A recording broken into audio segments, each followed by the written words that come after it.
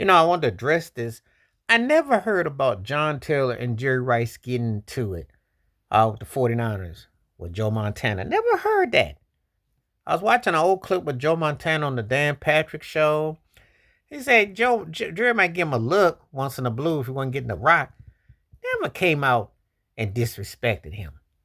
John Taylor, who should be a Hall of Famer, who was the side piece, the sidekick to Jerry Rice, never came out and badmouthed Jerry Rice. In fact, I saw footage of them on stage recently, and they were complimenting each other. He was still talking about a game. I say this to say that the nonsense that Scottie Pippen brought up with Michael Jordan and not understanding in the moment was too much.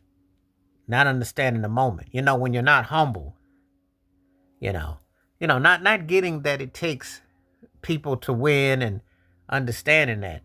And when you take it upon yourself to, make it about you and the realities. John Taylor was bad. John Taylor had some big games, and he came up big in Super Bowls. They won together. Jerry Rice is not going to sit there because Jerry Rice knew how humble it was to overcome what he did. He was a lower draft pick in 85. No one saw Jerry Rice being arguably the greatest player ever in the conversation, definitely the greatest receiver ever. And, no one. So he understood. He was told he wasn't this, he wasn't that, but he made a name for himself. On a team with Joe Montana and Ronnie Lott that predated him, mind you, and a Bill Walsh as a head coach, and Eddie DeBartolo as the owner. So, Carmen Policy GM. Just saying. So when you never saw John Taylor, Joe Montana badmouth Jerry Rice like Scottie Pippen, Michael Jordan. And I don't understand that logic. And they're not publicly, because you understood your role. You needed each other to win.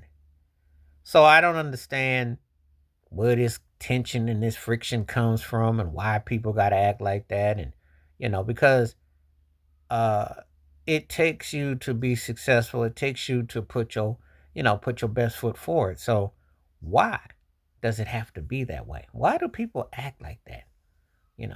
Makes no sense at all. It's a waste of energy, and it's negative energy.